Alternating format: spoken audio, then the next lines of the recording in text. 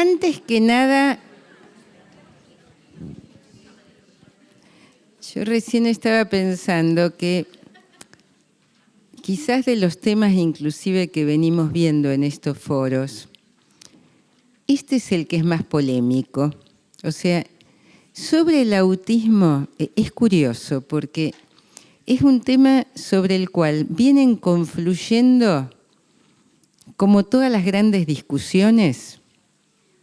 Es decir, desde los que decíamos antes, dicen que es puramente biológico, a los que plantean una causa como muy delimitada, digamos, desde lo psíquico, como si hubiese una causa única, desde los que plantean que es una discapacidad, a los que dicen que es una condición.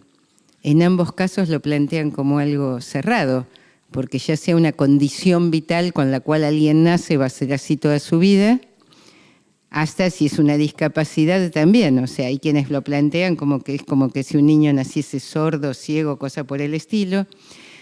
En general, las asociaciones de padres plantean, por lo menos allá, no es una discapacidad, es una condición, pero entonces el medio se tiene que adaptar. Y la otra gran polémica que se da en relación al autismo, no sé si se da en España, se dio sobre todo en Francia, es si los psicoanalistas podemos o no trabajar con niños autistas. En Francia hubo inclusive un intento de prohibir el psicoanálisis para, digamos, con los niños autistas. Bueno, se le respondió a eso, se ganó de alguna manera la discusión, pero fue todo un tema que quedó ahí candente. En Argentina no se da eso así a nivel tan oficial, pero sí hay neurólogos que diagnostican trastorno de espectro autista y directamente en el papel ponen con el diagnóstico prohibido tratamiento psicoanalítico, más o menos como que terrible, digamos, y digamos, ellos determinan. A pesar de eso, como en muchas cosas en la Argentina, como el psicoanálisis ha entrado muy en la cultura, entonces la gente igual va a buscar otra cosa, digamos. Y tratan de tener alguna otra mirada, no todos, pero bueno, mucha gente.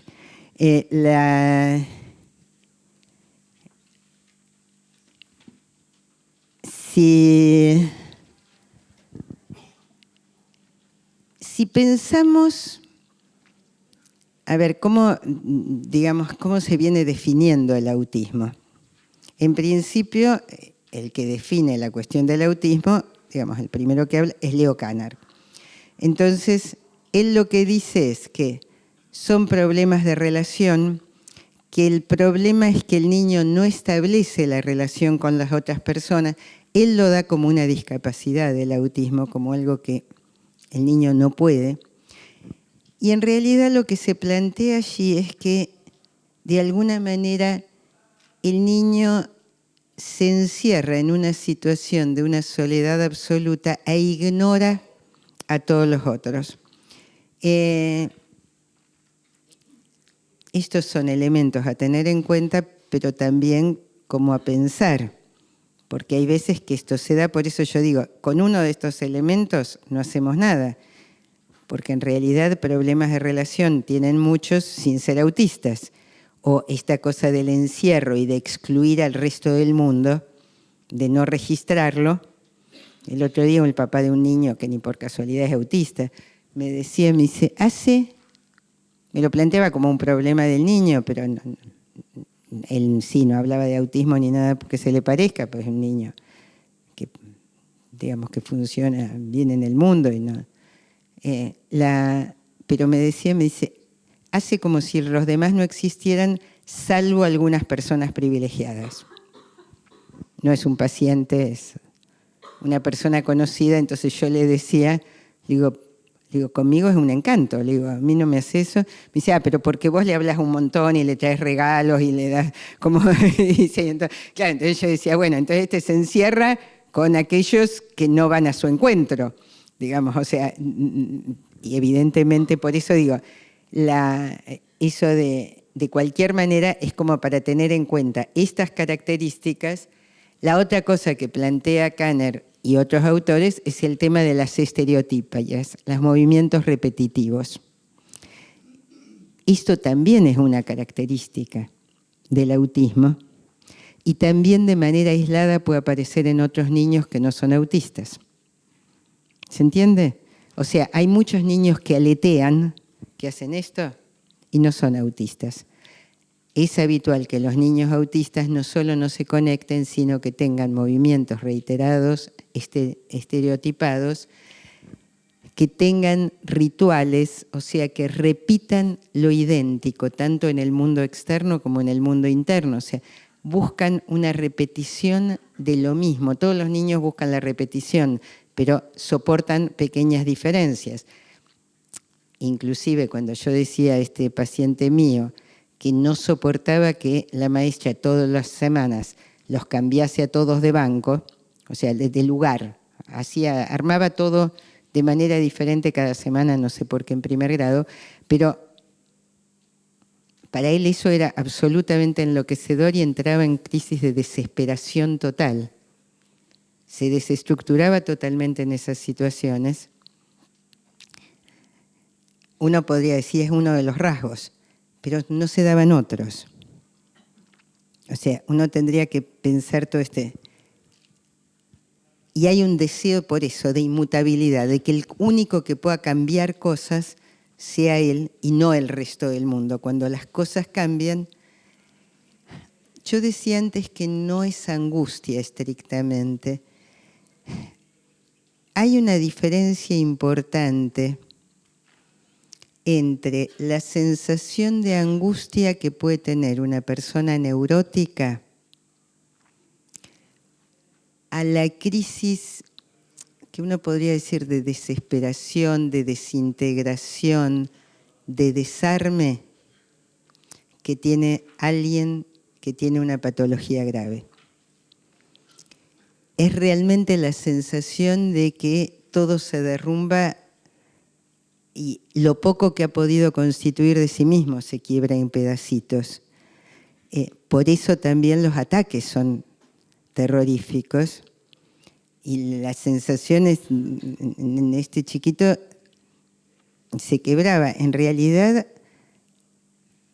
por eso yo les decía, y sí, el hecho de avisarle no solo a él, sino al conjunto de cómo iba a estar organizada la cuestión al lunes siguiente, después del fin de semana, le producía una tranquilidad enorme, porque entonces él calculaba, o sea, podía pensarlo antes e ir preparado para ese cambio.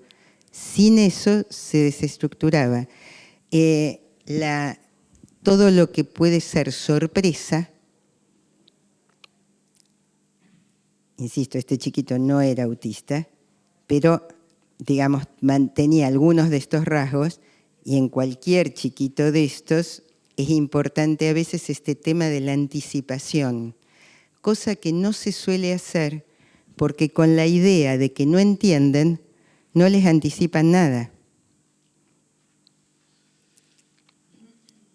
Todos deben tener pacientes, por lo menos yo tengo, a los cuales los padres dicen delante del chico, qué sé yo, el martes internan a la abuelita que la va a operar, pero ella no sabe y la nena está ahí presente y está escuchando. Y uno dice, aquí, ¿quién desestima la palabra? ¿El niño o la niña o los padres? ¿Quién hace esto de no me entero de esto que yo estoy diciendo? Porque si ellos dicen, va a pasar esto, ¿por qué suponen que el niño no sabe cuándo está ahí. O sea, este es uno de los líos que pasa con estos niños. Se habla delante del niño, pero no se le habla a él. Y se da por supuesto de que él no entiende. Con lo cual, muchas veces, si uno le pregunta después de eso a la niña o al niño, ¿has escuchado? Contestan que no. Porque van a responder en ese sentido esta consigna que está dada por el otro.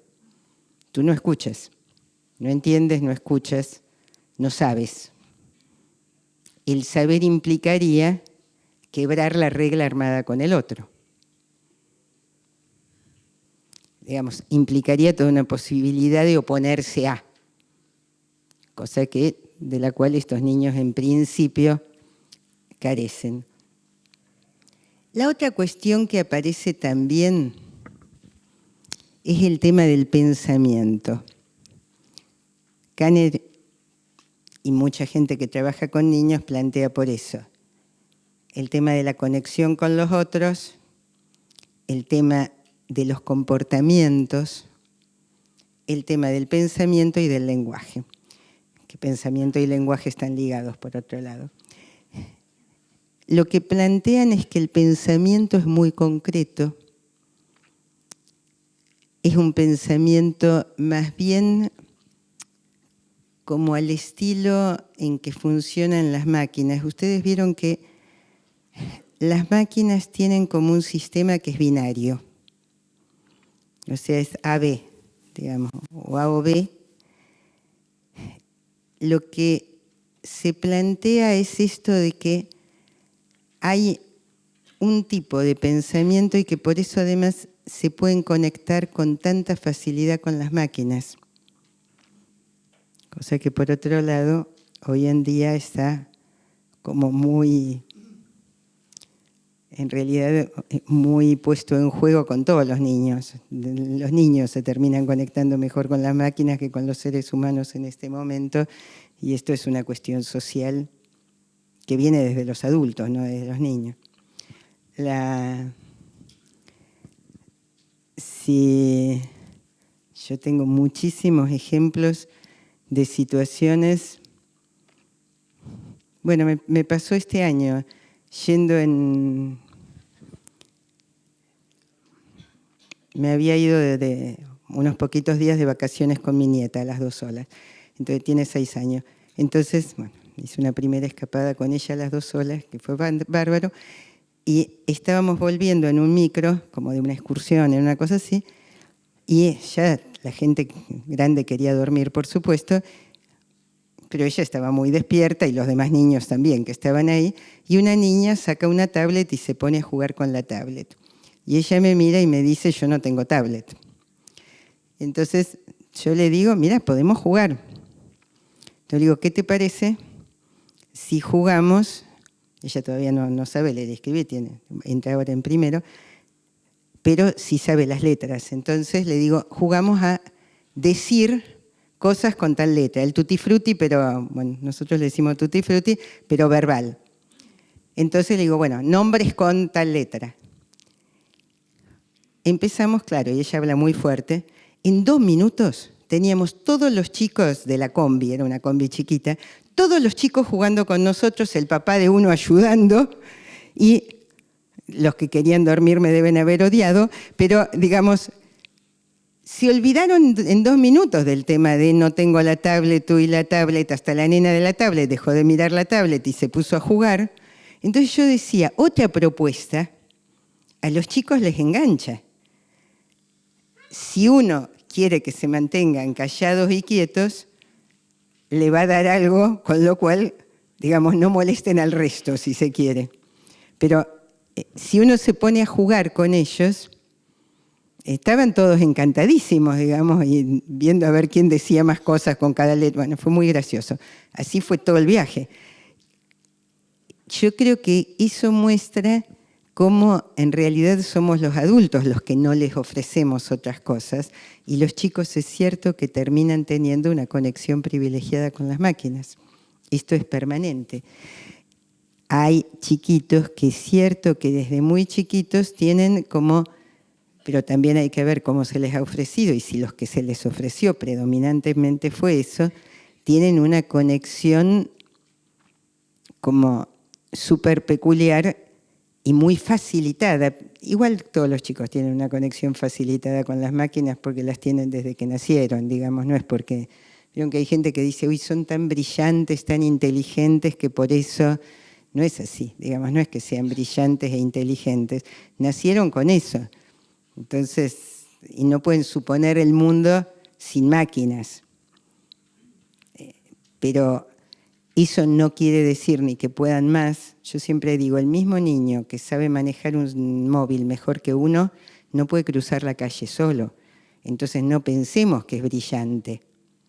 Pensemos que es un niño y que le hemos dado eso. Entonces se habituó a eso. Y por ahí uno lo tuvo eso de muy grande. Pero entonces no es porque pueda más que uno. Es más simple el asunto, digamos. Se ha familiarizado con un objeto con el cual uno no está familiarizado, o no se familiarizó de chico. Y eso no quiere decir nada. Y por ahí a veces esos objetos son intermediarios que impiden la conexión, que no la facilitan. La conexión con un otro.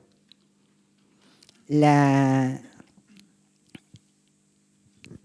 relación al tiempo y al espacio, es cierto que muchos de estos niños tienen dificultades para ubicarse en el tiempo y para ubicarse en el espacio. Esto de anticiparles también sirve para darles dimensión de tiempo. Tener, digamos, pero también hay que ayudarlos a construir historias. Tienen como tiempos fragmentados y espacios fragmentados porque decíamos que hay un privilegio de lo sensorial. Si uno tiene un privilegio de lo sensorial, se va a conectar a través de sensaciones y en esa conexión a través de sensaciones son todos instantes y son como multitud de instantes. Esto también hay que tenerlo en cuenta.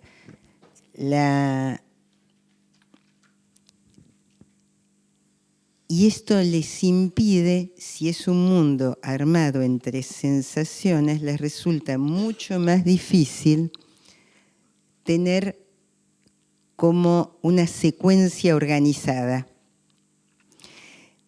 Están en un mundo medio caótico.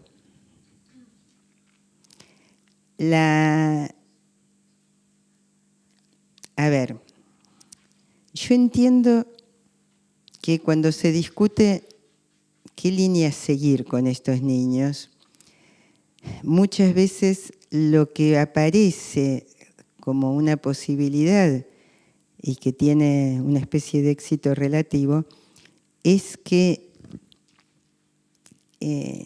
muchas veces de alguna manera se los trata como si no fueran seres humanos, sino más bien animalitos.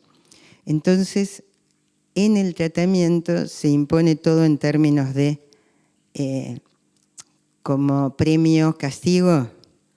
Digamos, ¿vieron estas cosas en donde entonces los niños...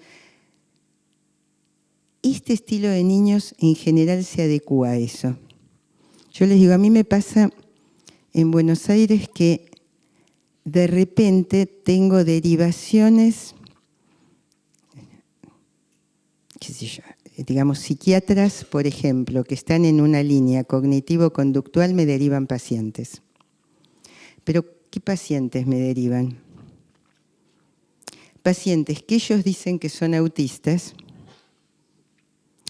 y que no son autistas y que les quiebran todas las reglas, que cuando los quieren adaptar, como son niños que más bien están armando una estructuración psicótica y en general con familias muy difíciles, me los derivan diciéndome, vos vas a saber trabajar con los padres. Y en realidad vienen con padres que están muy perturbados y son niños que tienen, claro, los quieren acomodar y adaptar, y ni por casualidad, digamos, les quiebran todo.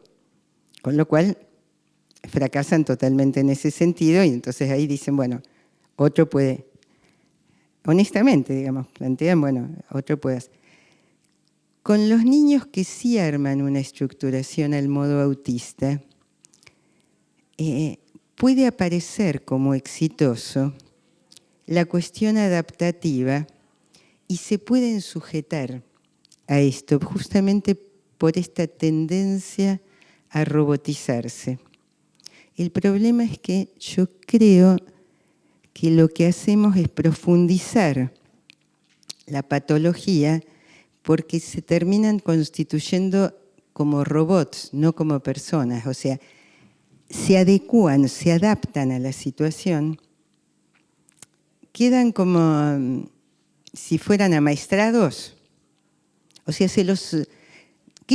los padres que los traen después de esos tratamientos, en general lo que me plantean es eso. Es decir, una mamá me decía, yo no quiero que la traten como a un perrito. Decía, y se me dicen que le dé caramelos, que le saque caramelos según las cosas.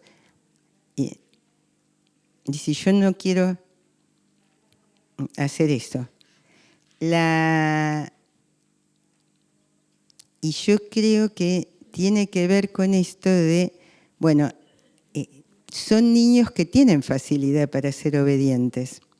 Por eso decía, cuando un niño puede decir que no, en estos casos, cuando un niño se puede oponer a algo, yo me pongo contenta, porque quiere decir que está empezando a aparecer algo de él. Y el tema me parece que es eso.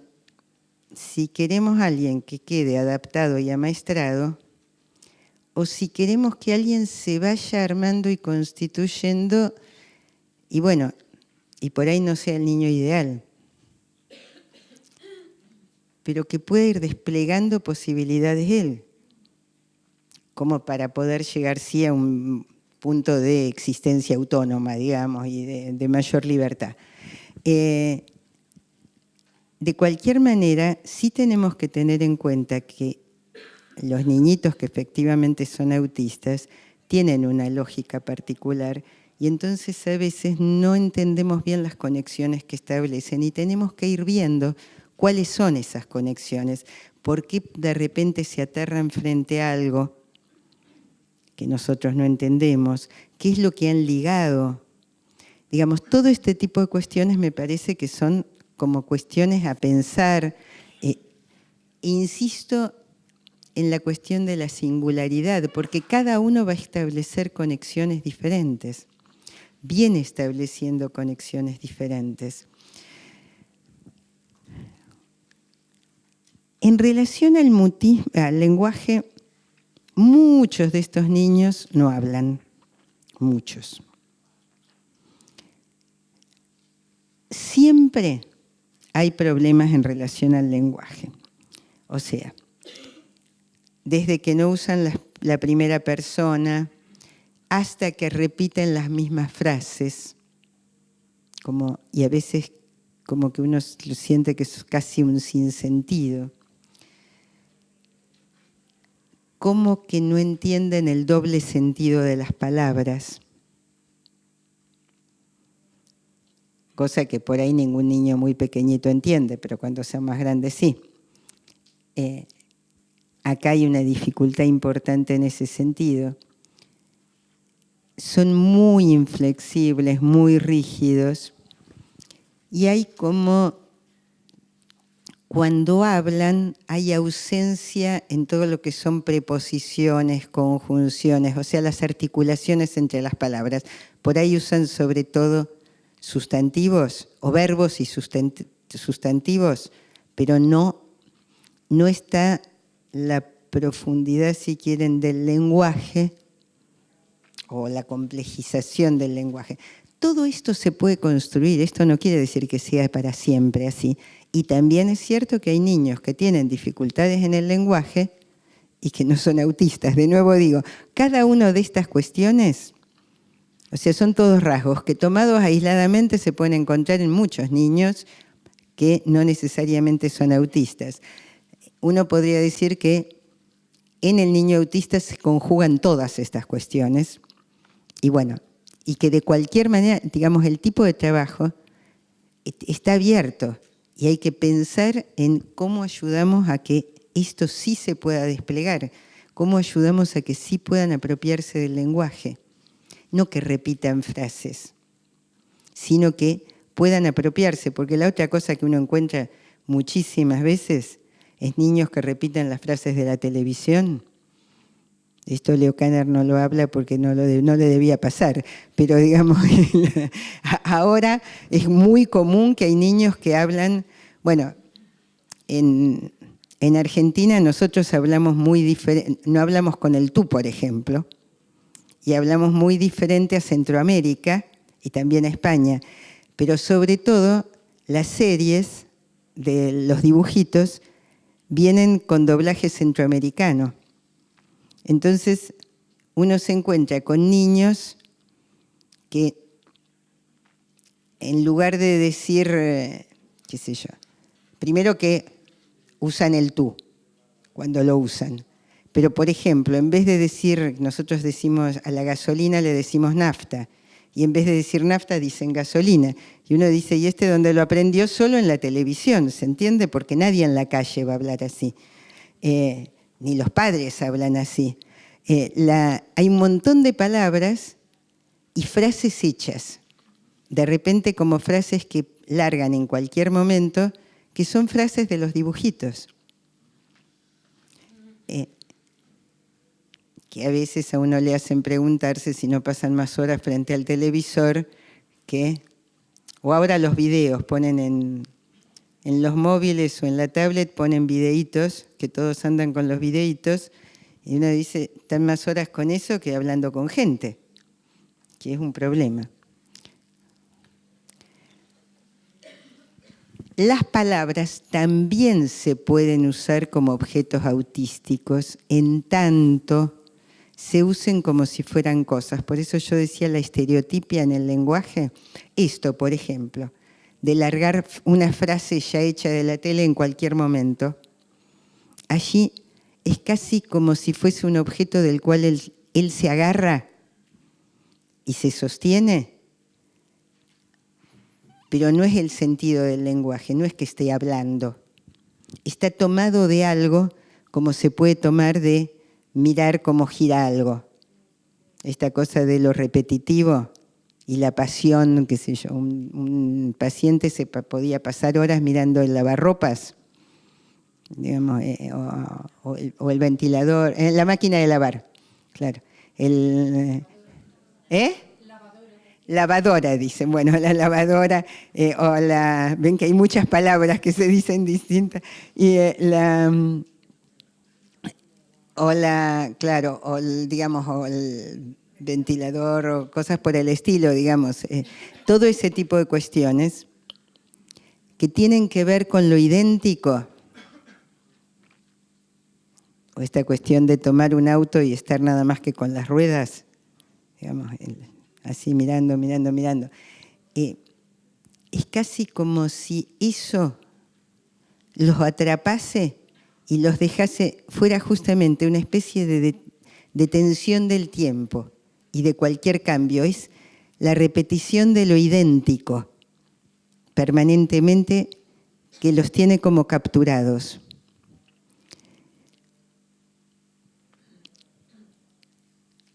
Me ha pasado con pacientes en ese sentido de que, bueno, yo en la consulta, como tengo una consulta que es solo de niños, aparte tengo la de adultos, entonces tengo juguetes distribuidos, o sea, hay juguetes que están ahí a la vista, más allá de la caja de cada uno. Entonces, en esos juguetes que están a la vista, tengo autos, entre otras cosas. Y la otra vez los papás de un niñito pequeñito me decían, dice, pero a nosotros el anterior terapeuta nos dijo que le teníamos que sacar todos los autos y no dejarlo que estuviera con ningún auto. Y yo decía, a ver, como para que no mire las ruedas girar. Yo decía, ¿qué sentido tiene? Y si a él lo que más le gustan son los autos porque mira las ruedas. Yo le decía, bueno, en todo caso, ayudémoslo a pasar al hecho de que desde que, digamos, mira las ruedas. Yo les dije, miren, déjenlo, yo tengo acá autos, que juegue con autos si quiere, que haga lo que... Bueno. Pero además lo que yo pensaba era, pasemos de ese mirar solo las ruedas y hacer girar las ruedas a otro tipo de juegos, pero no impidiéndole, no sacándole los autos, ¿se entiende? O sea, porque si no, suponemos que entonces no tiene que estar en contacto con nada que gira, porque si no queda atrapado en eso. Pero bueno, en todo caso, partamos de ahí. Él está mirando algo que gira y llevémoslo para otro lugar. En todo caso, pero para un lugar que sea lúdico y que pueda ser placentero para él. Es lo mismo que si un niño corre, uno le dice no corras, es absurdo, digamos, para eso ya está la escuela. Pero lo que uno le puede decir no es no corras, es hacer de eso otra cosa. De la misma manera, si se la pasa mirando algo que está ahí como repetición, o cuando empiezan a prender y apagar la luz, que no sé si les pasa, bueno, en mi consulta, para colmo, es un departamento donde las luces están muy bajas, o sea que los niños tienen un acceso absoluto, con lo cual son muchos los que prenden y apagan la luz todo el tiempo.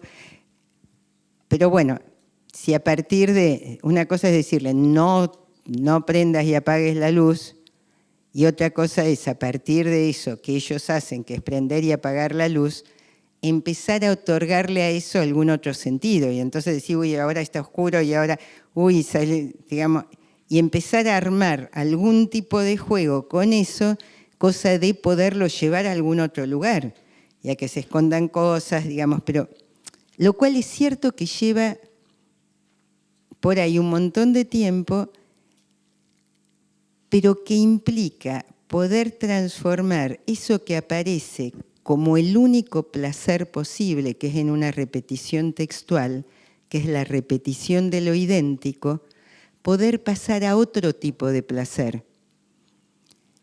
No a una prohibición, en un punto en donde el niño no puede soportar esa prohibición, porque eso es lo único en lo cual se siente siendo algo y en el único tipo, en todo caso, de placer que conoce. Entonces, pasar de esto y que encuentra desde él. Entonces, pasar de esto a otro tipo de placer que tenga una complejidad, aunque sea un poquitito mayor. Entonces, en esto me parece que, o sea, uno tiene que partir con todos los pacientes de lo que el paciente trae. No le podemos imponer tipo regla aquello que el punto en el cual nosotros pensamos que tiene que llegar. Tendremos que ir acompañándolo y estableciendo algunas modificaciones, posibilitando aperturas simbólicas, posibilitando que aparezca algo del como sí, aunque sea chiquito. Esto, digamos, pero, insisto, esto de a poco.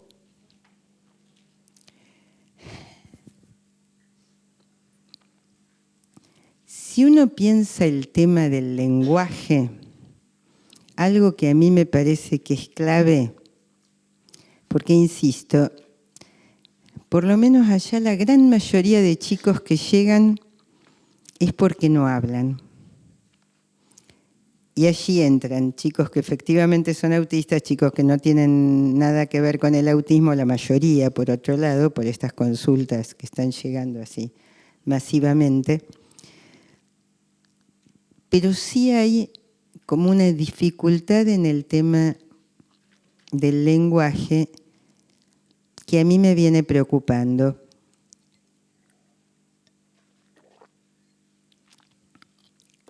Ahora, esto lleva a pensar en qué pasa con el lenguaje, que en realidad es algo que todos adquirimos. Nadie nace hablando. O sea, no es una cuestión ni genética ni nada que se le parezca. Todos tenemos la disponibilidad para hablar, pero ninguno nacemos hablando. Y hablamos en la medida en que hemos recibido un baño de lenguaje. O sea, los otros nos hablan mucho antes de que nosotros hablemos. Y esto me parece que es clave. Si nosotros hablamos, digamos, si los otros nos hablan mucho antes de que hablemos, este camino de que el otro hable y le hable a uno, no que hablen entre los adultos, no que hable, digamos, que le hablen al otro, que le hablen a uno. Si ustedes piensan, la adquisición del lenguaje se da desde el nacimiento. Por un lado, porque los adultos le hablan al niño. Por otro lado, porque el adulto no solo le habla, sino que hace con el niño un juego de vocalizaciones. Ustedes vieron que con un bebé uno suele, el bebé dice da, y la mamá le dice da, da, y digamos, y que hay toda una cuestión que en realidad es casi una cuestión cuasi erótica, yo les diría, digamos, por el placer que hay en esa cuestión que es muy lúdica, digamos, en donde hay una ida y vuelta de sonidos a tal punto que un bebé con el cual se hace eso, hay un momento en que se canta a sí mismo, por ejemplo, entonces hace ta, ta, ta, digamos, y repite como la música de aquello que vienen diciéndole los otros. Es muy importante en ese sentido que se libidinice la palabra. O sea, que ya el sonido, que aquello que sale de la boca, ustedes vieron que los bebés por ahí uno habla y meten la manito de ellos en la boca de uno como si quisieran agarrar las palabras. Digamos, hay algo en esto de poseer eso que se da en un intercambio. Esto es muy importante. A ver, claramente el lenguaje es un don, es algo que alguien regala a otro. E insisto, desde que uno nace.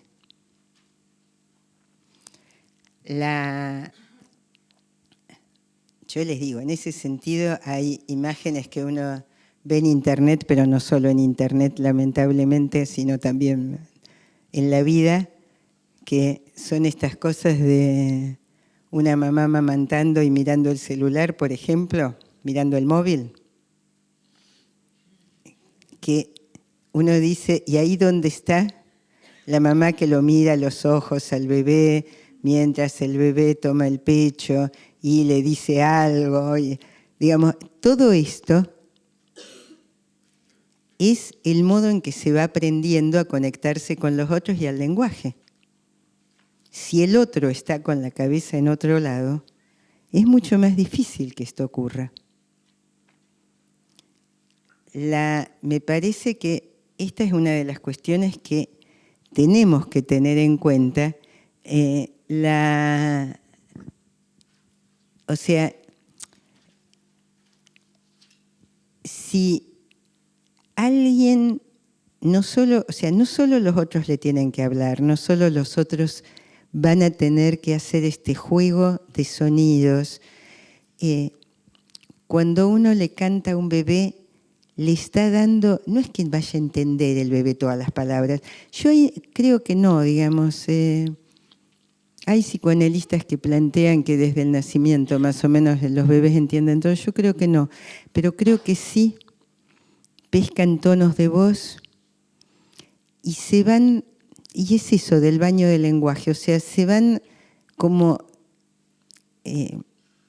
hacen como una inmersión en un mundo de palabras, y un mundo de palabras libidinizado, en donde esto que escuchan y los sonidos que él puede emitir son algo placentero y tienen que ver con otros. porque el lenguaje tiene que ver con vías de intercambio, que además tiene otras funciones, como posibilitar pensamiento secundario y posibilitar freno de la acción inmediata, o sea, freno a la impulsividad, o sea, el lenguaje es fundamental. Pero en principio, digamos, viene en el vínculo amoroso con un otro, no es con cualquiera. No se aprende el lenguaje materno como se aprende un idioma extranjero. Uno no puede sentar a un chico a enseñarle a hablar de la misma manera. Es, insisto, en un vínculo que se da eso. Me pasó con un paciente que cuando llegó, él ya estaba con una logopeda. 3 años, del caballito.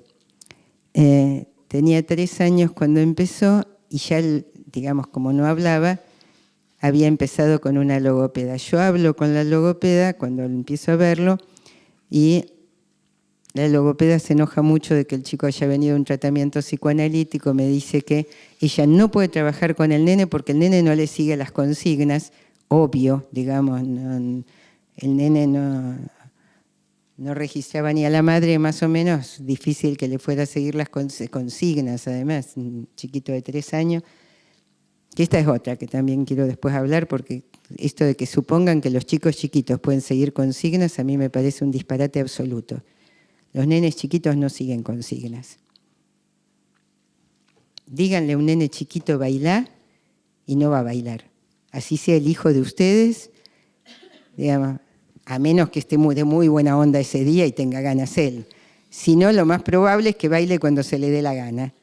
Es distinto un chico más grande. Los chicos que ya están escolarizados saben que tienen que acatar determinadas normas, pero los chiquititos, nada. Digamos, hacen la... Y está bien, digamos, ¿no? Pero, bueno, entonces... Esta mujer me decía, no sigue consignas, obvio, digamos, el chico estaba muy, muy, muy en su mundo, muy en su mundo. Y digo en su mundo porque tenía un mundo propio, digamos, no es que estaba en el vacío, había algo de mundo propio ahí, pero muy recluido. Bueno, igual lo siguen llevando y, bueno, ella decía que necesitaba que fuera un tratamiento cognitivo-conductual como para que de alguna manera lo adiestrasen, como para que el chico después siguiese consignas y ella pudiese trabajar con el chico. Bueno, que sí. Pero fue muy gracioso porque este chico tiene un hermano más grande, que es muy amoroso, mucho más, sí. En ese momento el hermano debía tener 12 años. Y un día el hermano va con la madre a acompañar a este nene a la logopeda. Y de afuera, la logopeda lo atiende al niño solo, pero de afuera ellos escuchan. Y el niño, más grande, le dice, mamá, ¿para qué lo traes? Si cuando él dice vaca, supongamos, ella le contesta árbol. Dice, ¿no ves que no lo entiende? Y claro, este niño más grande era el único que entendía bastante lo que el niño decía. Pues el niño emitía cosas que yo aprendí de este niño más grande, les digo, aprendí un montón de él. Me vino bárbaro tener entrevistas familiares porque cuando lo escuchaba al hermano, decía, tiene razón, uno tiene que afinar el oído y va entendiendo lo poco que él puede decir, pero algo va entendiendo. Y esto es fundamental. Aprendimos todos, los padres y yo ahí, porque yo empecé a darle lugar a esto que el hermano grande decía, digamos. Digo, bueno, pensemos, me parece que tiene razón. Y, porque él decía, el más grande decía, cuando quiere chocolate, dice chocolate. Entonces hay cosas que puede decir. ¿Se entiende? Digamos, bueno, esto también es fundamental. Una vez que los chicos empiezan a emitir sonidos, empiezan a hablar gracias a que alguien otorga sentido a eso que ellos dicen. O sea, cuando se dice que todos los nenes, o casi todos, dicen primero papá antes que mamá, esto es casi todos, es porque los nenes en general empiezan a decir pa, pa, pa, pa, pa, pero alguien ahí dice, ¡ah! Dijo mamá, dijo papá, o mamá, y dice, dijo mamá. El otro le otorgó sentido a eso. Yo he recibido un paciente que los padres me decían, la primer palabra que dijo fue, estando de vacaciones, dijo molinos. Molinos no hay en Buenos Aires, hay solo en el campo. O sea, molinos de viento. Bueno. Yo dije, no puede haber dicho molinos como primer palabra, pues es muy complicada. O sea, que debe haber dicho 20.000 cosas antes que nadie le escuchó. ¿Se entiende? Y nadie significó. O sea, allí, esto es lo que Piero Lanier llama la violencia de la interpretación. Hay que, en ese sentido, ella plantea como primaria, violencia primaria, que es imprescindible. El problema es cuando es secundaria, digamos. Pero la violencia primaria implica que uno interpreta lo que al chico le pasa. No vamos a esperar a que pueda decir quiero comer para darle de comer. Uno tiene que interpretar el llanto como un lenguaje. O sea, uno tiene que interpretar lo que a un chico le pasa y ponerlo en palabras para poder funcionar con ese chico. A veces uno se equivoca. Puede decir le pasa tal cosa y le pasa otra, pero bueno, no queda otra más que hacer esto de anticiparse a lo del niño. Entonces, es importante la respuesta del otro. Y por otro lado, el lenguaje no se aprende en principio ni con ejercicios, ni con la radio o la televisión. El problema de los aparatos es que no responden al niño. Un niño puede estar horas frente a un aparato y el aparato no le habla a él, habla. Entonces estamos en lo mismo de que escucha palabras de las cuales puede tomar pedazos, que es lo que después repiten ciegamente, pero nadie le contesta a él, no es el intercambio con un otro humano. Ni la tele, ni la tablet, ni el ordenador, ni el móvil le responden efectivamente. El móvil la única vez es cuando uno habla con otro, pero allí hay un otro que tiene que estar respondiendo, no el videíto, cosas por el estilo, o el juego. Entonces, todo esto se construye en un vínculo, y el que haya tantos niños con dificultades en el lenguaje nos hace preguntarnos qué está pasando con los vínculos. Es decir, es importantísimo, además, ubicar al niño como interlocutor válido. A mí esto me preocupa mucho porque, insisto, cuando se le dan estos diagnósticos, el niño, si era en algún punto interlocutor válido, deja de serlo. Porque no entiende, no puede, es un discapacitado o tiene una condición de por vida que lo hace así. Creo que esto es muy importante y es muy importante que se le pueda hablar, se lo reconozca como alguien, como siendo alguien, y que no solo se signifiquen sus sonidos y todo esto, sino que se suponga que se le pueden explicar las cosas y contar, yo insisto, mucho antes de que las entienda. La actitud de explicar y contar y poner a un niño al tanto de las situaciones, a mí me parece importantísima, pero no porque el niño vaya a entender todas las palabras. Lo que entiende es el gesto de que uno se está dirigiendo a él y de que él es alguien a quien se le habla, que él es alguien a quien se tiene en cuenta y se le explican las cosas. A ver, yo esto lo tengo clarísimo en la consulta, cuando llega un niño, así tenga 1 año, y creo que mucho más, cuanto más pequeños son, porque no tienen por qué saber todo. Entonces les explico quién soy yo, les explico lo que vamos a hacer, les explico por qué está ahí. Todo eso que en general los padres no le han explicado porque suponen que el niño no entiende. Yo no pienso que va a entender todas las palabras que yo uso.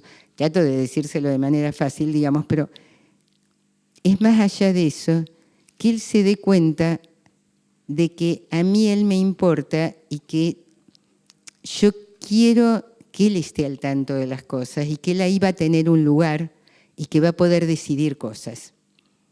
Y que él va a poder contarme lo que le pasa. No importa que el niño no hable.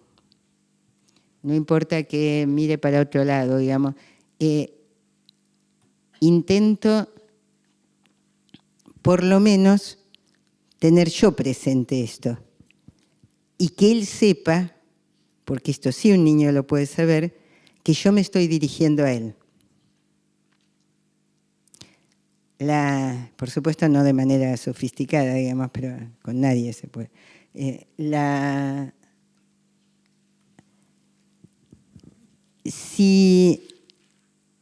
otra cosa es que se aprende a hablar por identificación con otro. O sea, uno, cuando se habla del lenguaje materno es porque hay una identificación allí primaria del niño con una madre que le habla.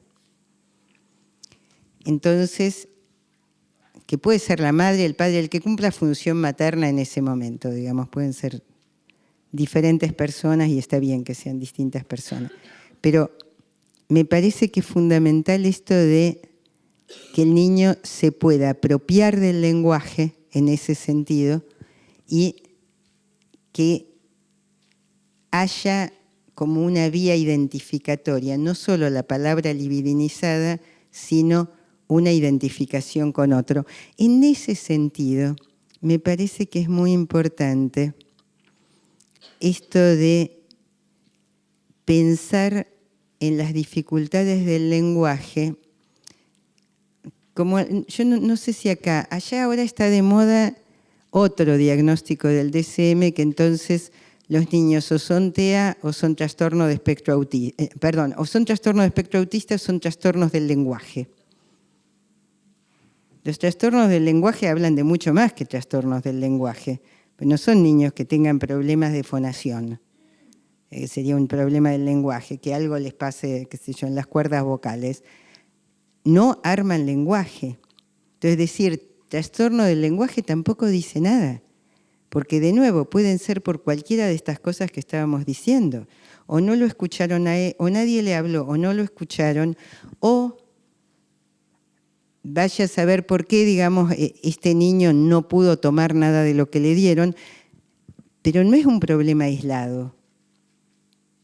Es como cuando se dicen, qué sé yo, dificultad de aprendizaje. Sí, tiene dificultad de aprendizaje, con eso no me dice nada. Tiene dificultades para hablar, con eso no me dice nada. Tengo que ver por qué y qué es lo que pasó en esa historia. Pero insisto, lo que pasó en esa historia no, porque la historia no la voy a rever, pero sí como para ayudar yo a armar otra cosa y ayudar a los padres también para que se ubiquen de otra manera. Y ahí es donde yo digo que me parece, o por lo menos en mi clínica yo estoy convencida de que cuando yo le hablo al niño de entrada, cuando los padres empiezan a hablar como si el niño no estuviera, yo lo incluyo todo el tiempo al niño, empiezo todo el tiempo, yo sé que vos estás escuchando, estamos hablando de vos, tu papá y tu mamá me están contando cosas tuyas, y si querés podés intervenir, aunque el niño no hable. Los padres me miran así como si yo estuviese delirando, pero yo creo que al insistir con esto, les cambio a ellos la posibilidad de dirigirse ellos también al niño, de ubicarse ellos como que ellos también le pueden hablar a ese niño. A un papá yo le decía, pues él me decía, ¿para qué le vamos a decir a la nena, yo lo llamé, les dije, tal día no puedo atender, avísenle que no va a venir tal día, que puede venir tal otro día. Entonces me dice, ¿para qué le voy a decir eso si no sabe los días de la semana? Digo, mire, si no se lo dice, no las vas a ver nunca. Después de mucho tiempo de tratamiento, ese papá vino y me dijo, claro, dice, yo aprendí entonces que no es que no haya que decirle las cosas, por ahí hay que decírsela más que a otros nenes. Y en realidad es así, digamos, o sea, por ahí les tienen que hablar más y explicar más. Tampoco forzadamente, lo que les sale, pero se entiende, pero sí hablarles. Sí ubicarlos como un otro que es interlocutor, que es alguien con quien uno puede compartir.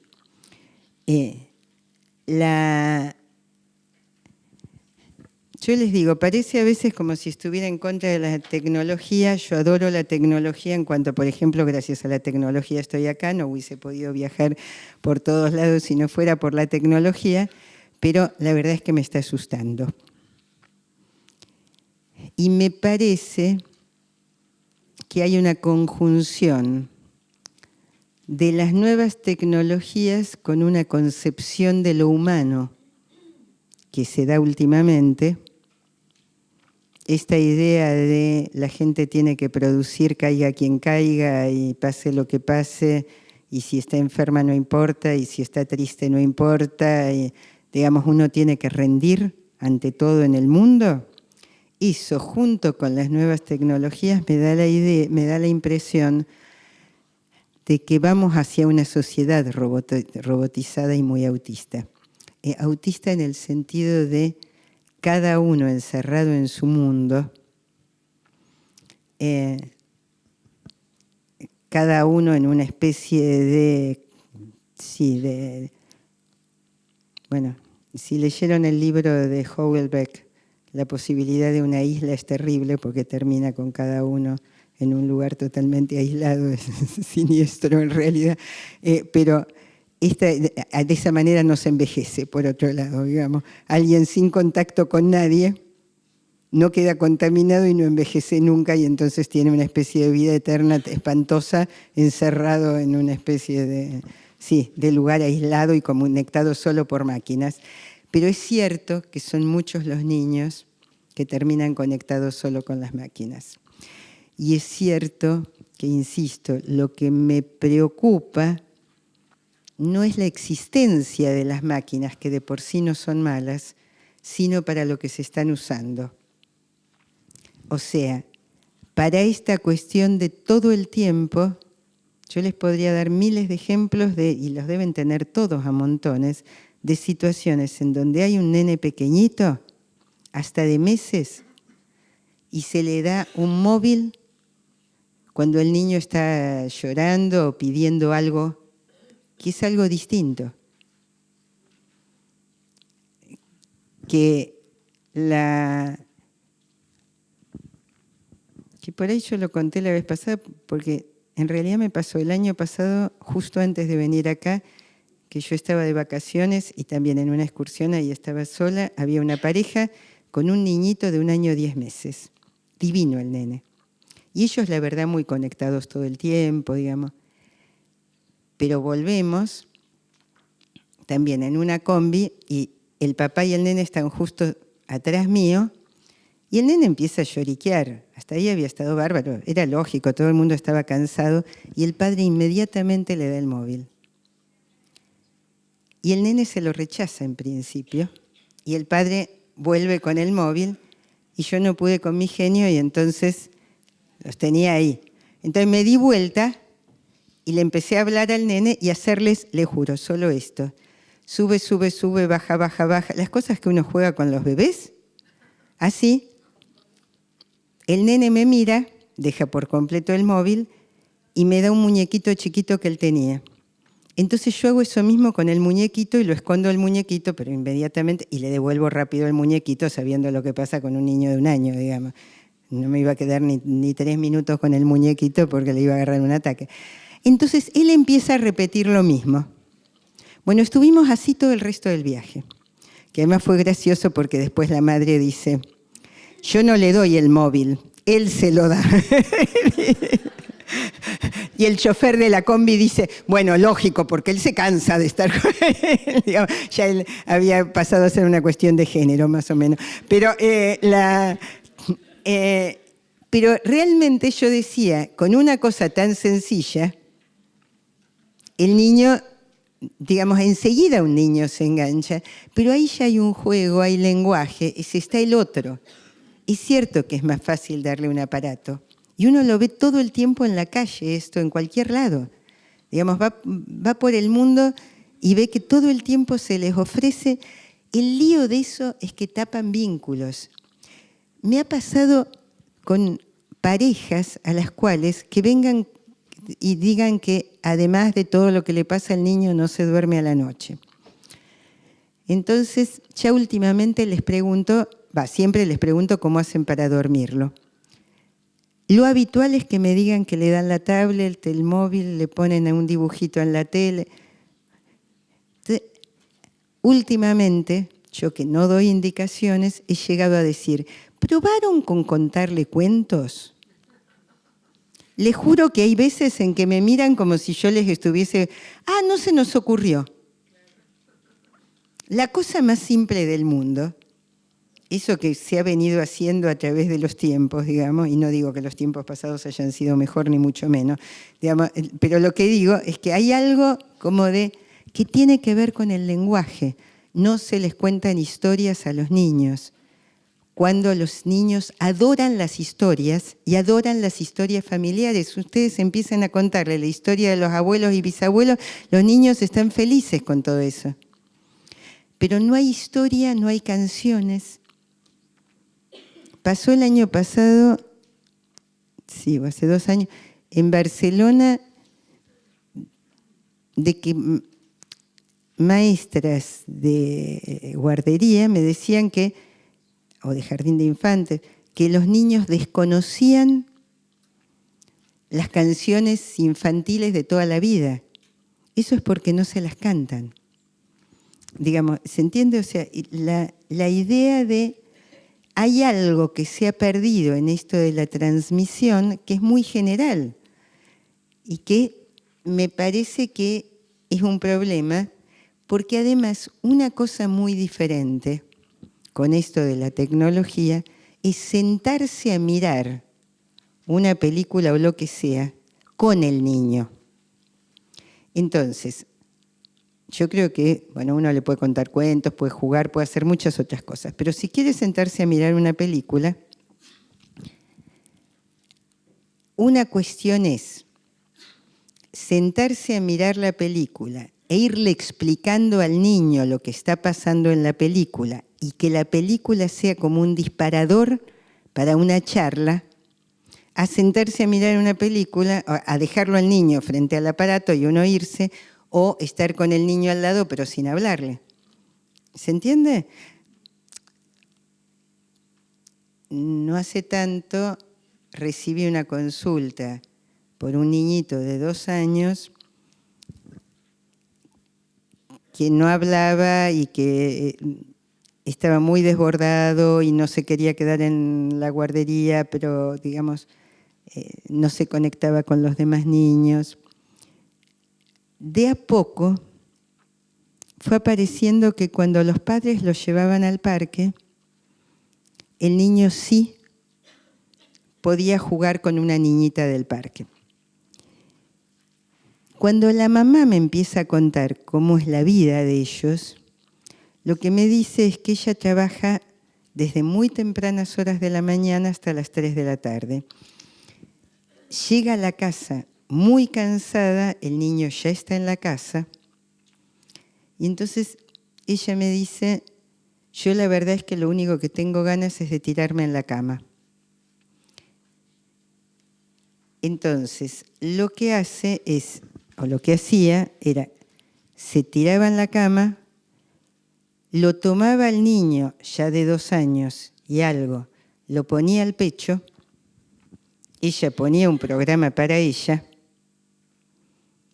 el niño quedaba tomando el pecho y ella mirando la tele, se entiende, digamos, una cosa totalmente maquinal, porque tampoco era darle el pecho como cosa amorosa ligada al niño, etc. Bueno, con un niño que ya estaba en momento de poder dejarlo, pero digamos, había ahí una cuestión. Claro, después de esto, una mujer muy amorosa, por otro lado, con la cual pudimos trabajar muy bien, porque se pudo empezar a replantear qué le pasaba. Y que había en esto también de desconexión de ella. O sea, porque en realidad prendía la tele como para desconectarse ella del mundo y no poder estar ahí. Con lo cual terminaban los dos dormidos y bueno, digamos, toda una situación en donde el niño quedaba como muy encerrado en todo esto y sin posibilidades de lenguaje, ni de vínculos con otros, ni de otra apertura. Pero insisto, esto sin ser un caso, digamos, una situación en donde, bueno, en esta mamá aparecía como una cosa muy de alguna manera también como de cierta depresión desde ella, digamos, y entonces, bueno, de abatimiento, de encierro de ella. Pero sin que esto sea así, muchas veces con lo que me encuentro es eso, con la sensación de, bueno, no sé si acá lo ven en los restaurantes o en las confiterías, una familia que está comiendo y cada uno está con su móvil. Yo de esto he visto un montón, o al niño le ponen una tablet para poder hablar los adultos, pero entonces el niño queda excluido de la situación. Insisto, todo esto, no en todos los casos, pero puede traer dificultades importantes en la adquisición del lenguaje.